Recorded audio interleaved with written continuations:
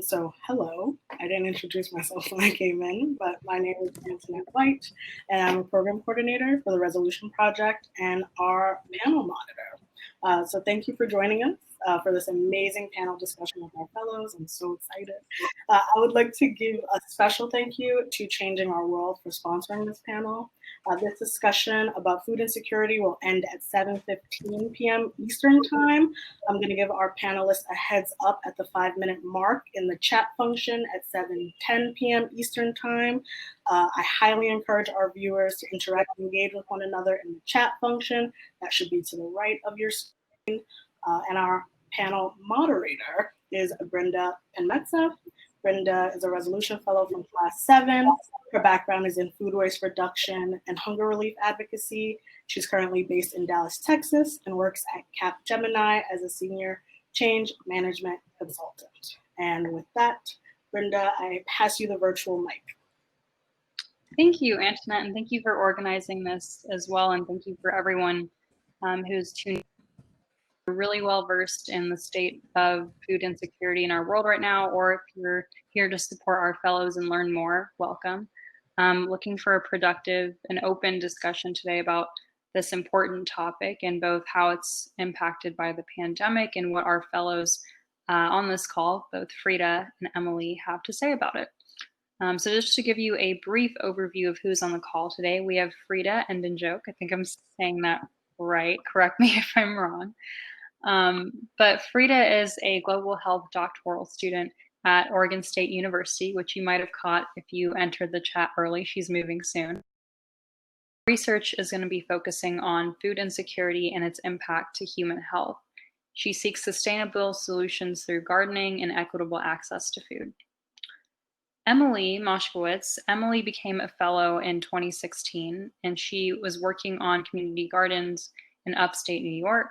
She has a master's in agricultural food and environment from Tufts University and is currently pursuing a master's in entrepreneurship and innovation at BI Norwegian Business School in Oslo, Norway, which she so graciously is tuning in past midnight from for this conversation. So welcome to both of you. And again, welcome to all of the people who are tuning into this conversation. And kind of to set some context behind why this is so important, I'd just like to read you all a statement that we had previewed this panel with, just to set some context, right? So there are currently over 820 million food insecure people worldwide, with COVID-19 predicted to almost double this number, suffering from food insecurity in 2020. And this is directly from the World Health Organization. And so while rates of hunger are highest and maybe more commonly talked about in this realm in Africa and Asia, malnourishment is also widespread across the United States, as is food waste, particularly among low-income communities facing food insecurity and limited access to healthy eating. So this panel discussion today will explore how our Resolution Fellows, Frida and Emily, are leveraging social enterprise to improve access to nutritious, affordable food and kind of what their thoughts are on the future. So to kick off, I wanted to pose a question to our audience that we thought could bring everyone together in what is something that you ate today? So starting off with a fun question, if you want to put in the chat, we're just curious on what's something that you've liked, hopefully, that you've eaten today. And I'll start on that with Emily. Sure. I had sushi for dinner tonight, so that was very good. Nice. Frida, what about you? What's something you've eaten that you've liked today? I have a super funny story. I'm serving as a mentor judge for one of the scientific conferences here in the United States. It's like the largest diversity scientific community conference. It's called SACNet. Heard of it. And I was doing a lot of research, like I was, listening to a lot of research presentations, and I burnt my beans. So that's what I had to eat today. I'm like, okay, I just burnt it like really little at the bottom. Because you cook beans, you still have like the little, we call in Spanish caldo, like the liquid of the beans, but it was completely gone. And I'm just like, What's the smell? Um, It was my burnt beans, but they're still delicious. I do not believe in food waste, and it was great. well, I'm sorry to hear that you burnt your beans, but you know, at least you had something to eat and you made the most of it. It sounds like with a busy day. Um, I would say something that I've eaten today that I've liked. I'm like looking around to remember what I ate. I would say there's like I think it's like Hidden Valley or Nature Valley like version of Fruit Loops. So it's like a non-GMO corn-based cereal that I really like starting my day off with because it's the right amount of sugary. And mixed with oat milk, it brings me back to memories of my childhood. So that's something that I had today. And I see that Antoinette said she had Chipotle for lunch. I was on a long Chipotle kick for a while, and I had to take a break for a second. But yeah, keep submitting your responses. Would love to see what you all are eating today. But moving on to kind of the topic and focus of this panel, wanted to start off with a question to both of you, Frida and Emily. What does food insecurity mean to you, right? So the USDA in 2006 kind of came up with these varying levels of food insecurity and food security, ranging from high food security, marginal food security, low food security, and then very low food security, or insecurity rather. And so just wanted to understand, what does food insecurity mean to you, and why did you choose to get involved in driving solutions? We can start with Emily. Sure, yeah. Well, it's just an issue that I've always kind of been involved with since a young age. Like I remember like volunteering at a soup kitchen in middle school and making meals there, and I got to see the impact of that. But I don't think I fully grasped like what food insecurity actually looked like until I started my venture. And we were working with urban gardens in Utica, and I still remember one woman came up to me, and we had leftover potatoes from one of the garden beds that nobody had taken, and she asked for them because that was the only thing she was going to eat that day. And I remember being like really impacted by that moment and being like realizing this is a huge issue that is so still prevalent in the US.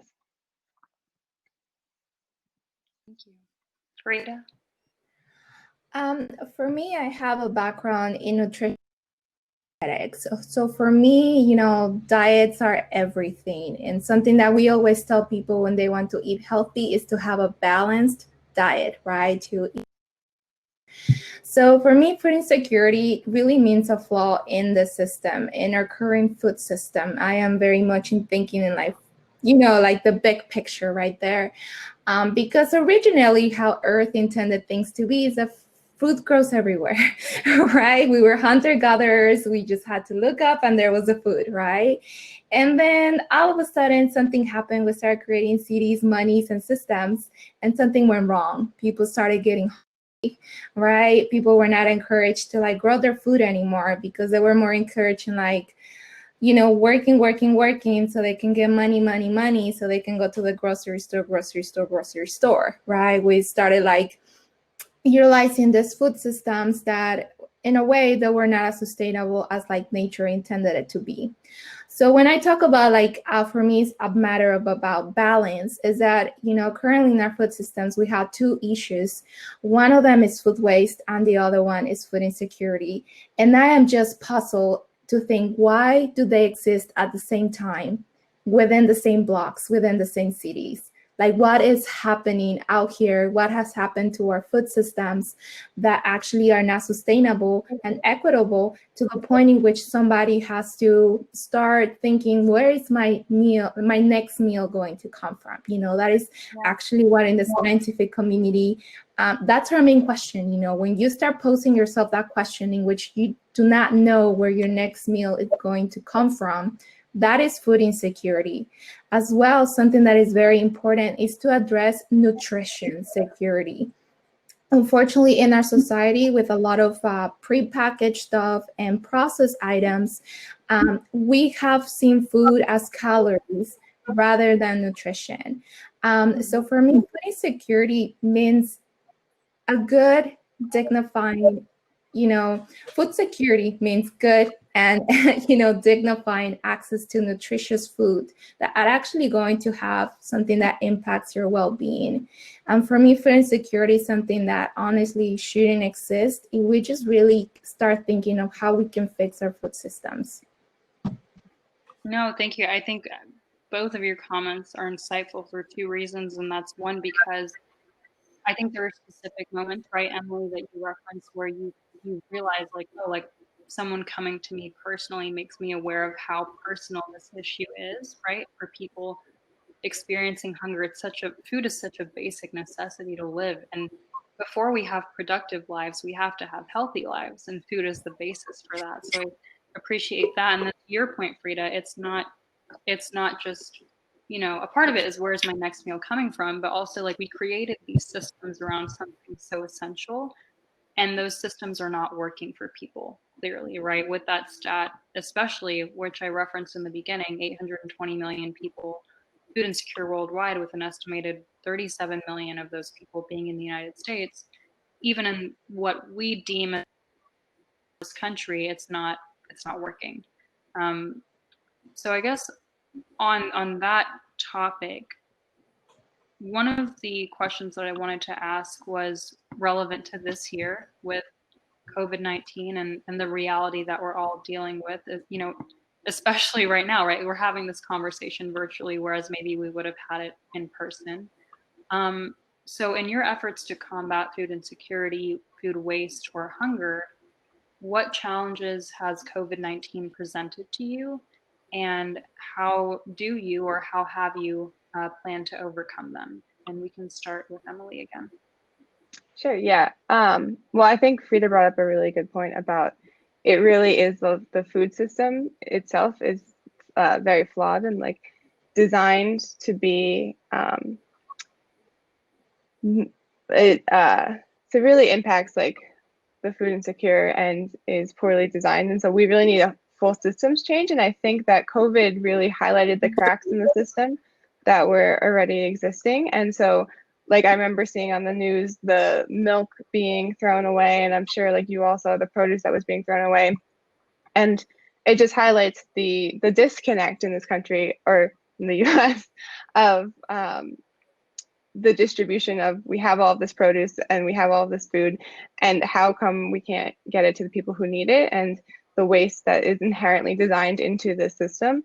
And so I think potentially a positive to come out of COVID is actually more people being aware of that, and then solutions, connect the dots and get to have a strong system, and then lower the inherent waste in the system to feed more people. Like with your work, I guess specifically impacted you, or what has maybe the increase prompted or propelled you to do? Well, personally, it was a real challenge to get people, there's the concern about distancing and stuff. So at Gardens, it was very difficult to coordinate efforts. I know we couldn't have volunteers normally we get volunteers from colleges to come. So that was a huge challenge. But yeah, I think after COVID, it will help that more people are just aware of the cracks in the food system, and then how we can work together to actually create a better system that works for everybody. Thank you. Frida, if you want to comment. Yes, of course. I have a lot to say. Well, so first of all, I was the founder of this chapter at my university that is called the Food Recovery Network. So it was not just me, complaining about how can food waste and food insecurity happen at the same time.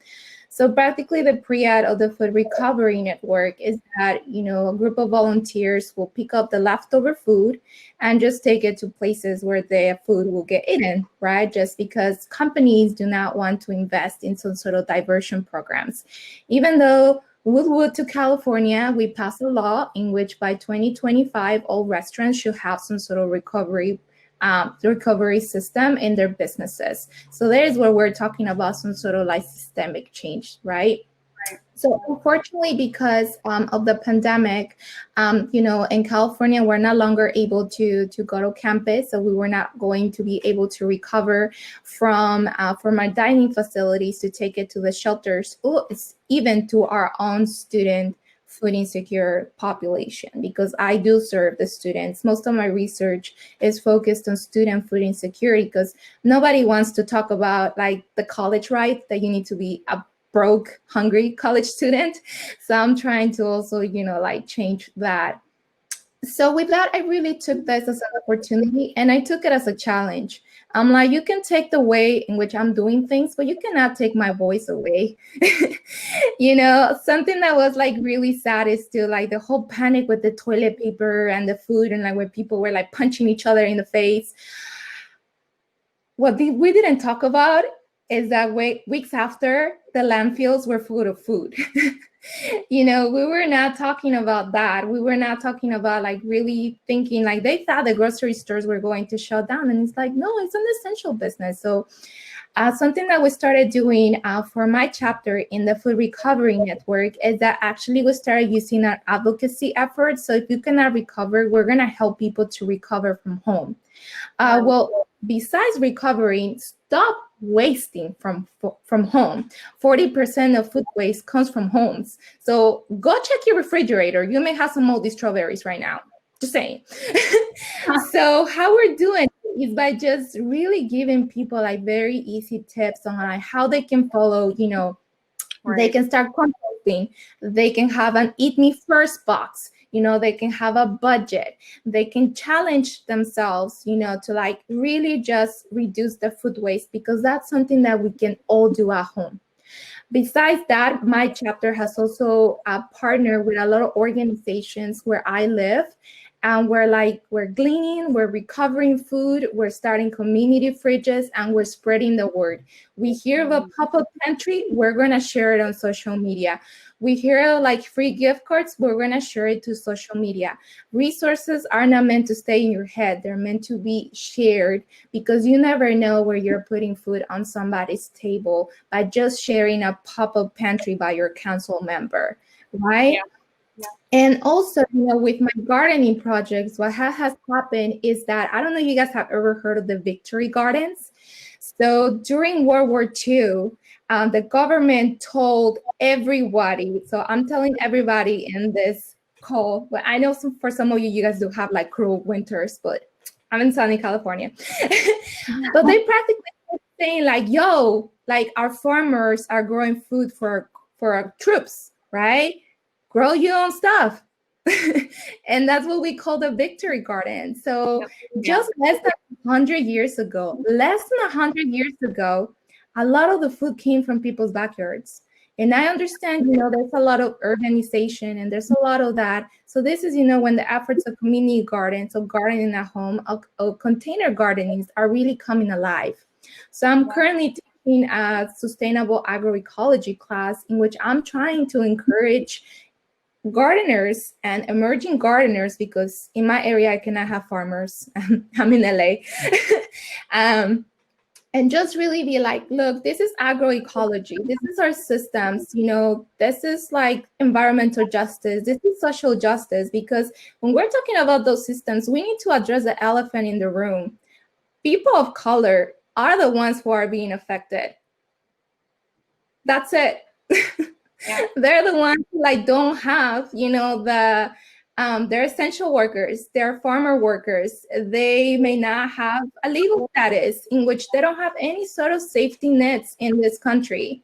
So that's why we see that. So I'm just like, how can I, through gardening and agroecology, empower people to grow their own fruits, to grow their own stuff from their houses, and just bring back this concept that is just really innovation. Victory Gardens existed for times of crisis, and it's really beautiful to start seeing Victory Gardens happening in urban areas.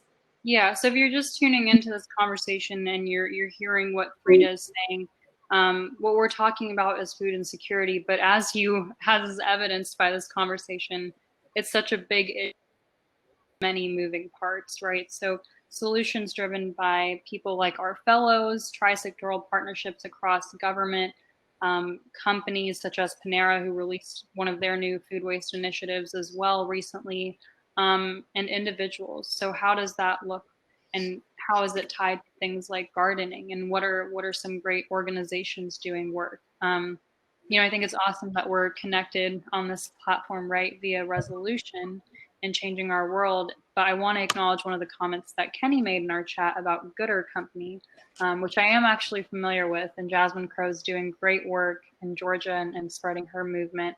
And Frida mentioned the Food Recovery Network. So there are a lot of great, organizations that are doing work to tackle different parts of this. For example, Swipe Out Hunger as well, working on college food insecurity, especially in California.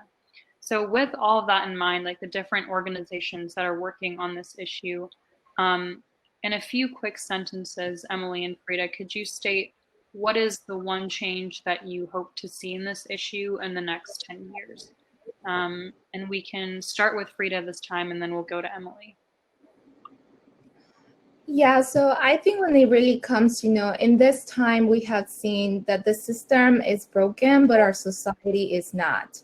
So people have come together and they have, helped each other. I see my friends like in social media, just saying like, yo, if you're ever hungry, like just call me, I'll buy groceries. I have seen my council members putting together food pantries, but it's again, us against the machine, right?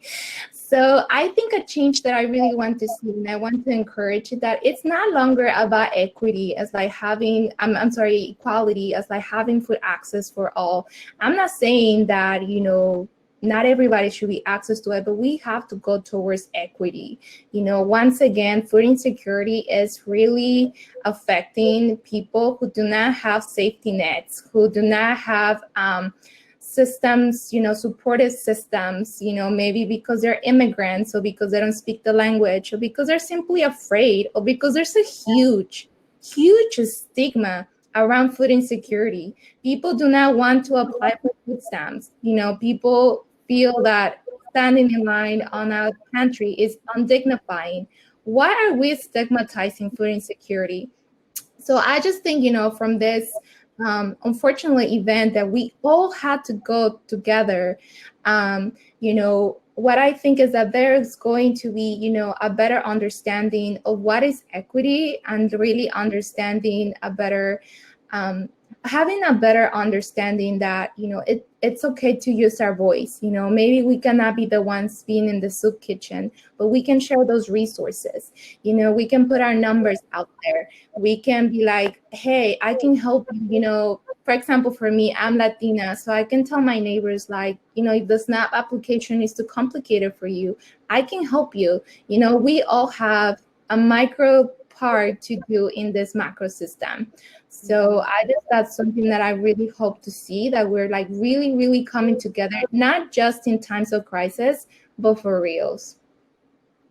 Yeah, very well put.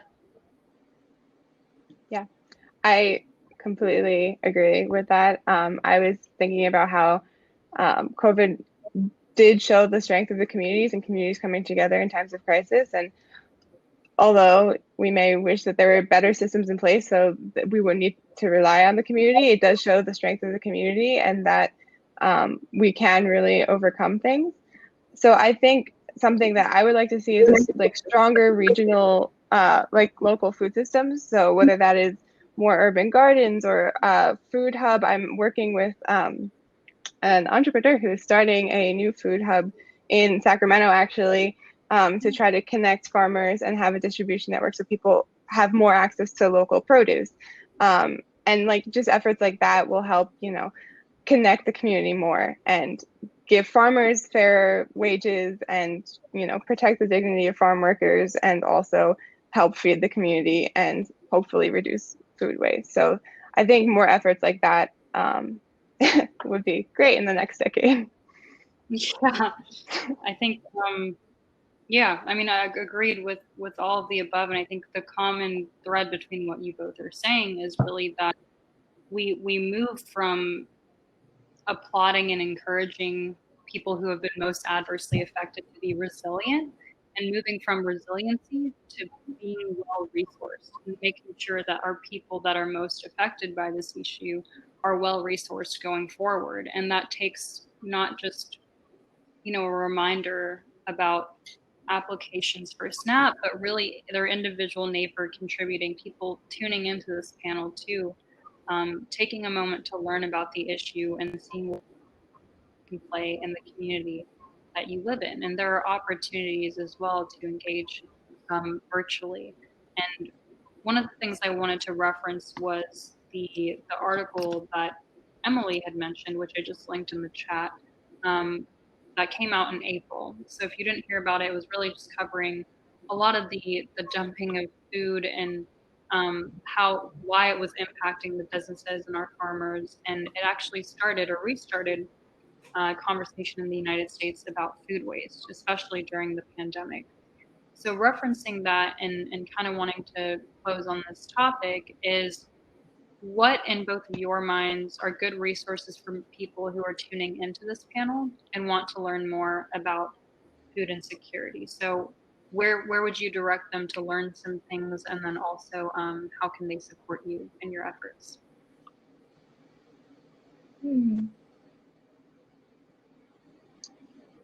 Start with Emily.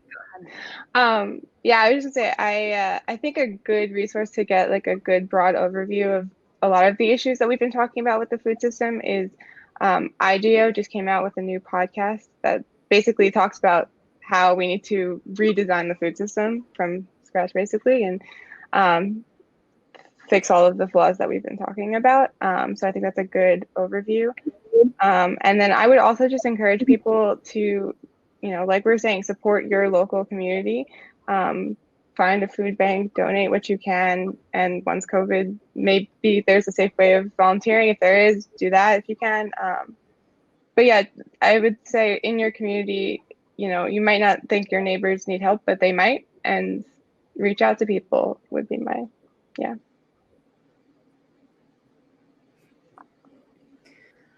So for me, I have, the very easy one and the very complicated one. So I'm a scientist, I'm a researcher, so I will bluntly say read the research, but I know research articles can be very overwhelming. So I'm just going to leave it out there. They're really cool. There's really cool research out there. And, to be a good consumer of research is never wrong. But at the same time, there's a lot of people who can do the digestion of those articles for you. Feeding America is a really awesome website where you can really understand a lot of the issues, just because they're practically the backbone of so many pantries. And they have so many awesome resources that I'm actually using in my own research, and they understand, how food insecurity is. It's really related to, to the impact in human health. It's not just going to bed hungry. You're going to be stressed. You're going to be sad. It's just going to go into a roller coaster of emotions. So yeah, definitely getting the research. That's my really Francois, answer. And then the other one is social media. I think, of course we need to be very critical as what is an opinionated source of information and what is something that is more factual, as they're citing something, they're saying where they're getting their sources. So that makes it a little bit more reliable. And at the same time, I'm gonna bluntly say this, but the solution is very simple. We just really need to get where there's food to the people who need food, right? It's a very simple thing, and something that we can do is advocate for any sort of government that you want. For example, here in California, we passed a law. You can talk to your city council. You can talk to your university. You can talk to your spouse as what is going to be our food waste plan. Right? There is never too little or too small. You still have a voice. You can use social media. I'm actually going to put in the chat, if you guys are on Instagram, feel free to follow me. I have a lot of fun, zero waste recipes. I make a veggie broth with my food scraps, and then I turn them into amazing udon noodles that sometimes I burn as well. So this time it was worth it. I was so into the students' presentation. I was just like, what's that? And I'm just like, so just, really get engaged in social media. A lot of people, what they call influencers, so figures out there who are going to be really accessible to you. And, you can get as much information as you want, but something that I'm going to encourage you, please, if you get that information, share it. Don't keep it to yourself. I don't want you to learn stuff and just keep it to yourself. Please, please, please, please, double please. And if this is the first time, I think I know we have 5 minutes left, but if this is the first time that you're engaging with this issue, again, welcome, but let's make sure it's not the last time, right? So if you have questions and want to learn more about the important work that Emily and Frida are doing, or just have questions generally about some of the topics or things that we mentioned, feel free to reach out. I know that Frida put her Instagram handle in, but we'll try and make sure that we get some of our email addresses over to you somehow to continue the conversation. With the 4 minutes we have left, I just wanted to reach out and see if anyone listening in had any questions for us that we could cover. So I'll give, if you want to message them in the chat, that would be the most effective way for us to answer them. So give everyone a minute.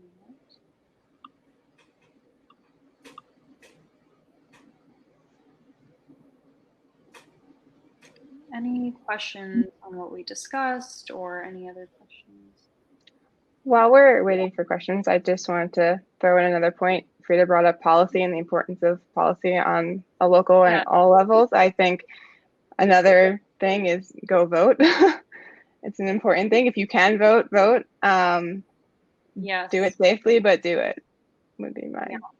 I voted from Norway, so. Yeah, if Emily can vote from Norway and tune into a panel at midnight, what is it, 45 for you now or whatever, then voting is a key step. Okay, so I don't see any questions in the chat, but just wanted to thank everyone for tuning in for resolution, for putting this together. Really impressed but unsurprised with how the coordination has been pretty seamless for Resolve 2020 so far.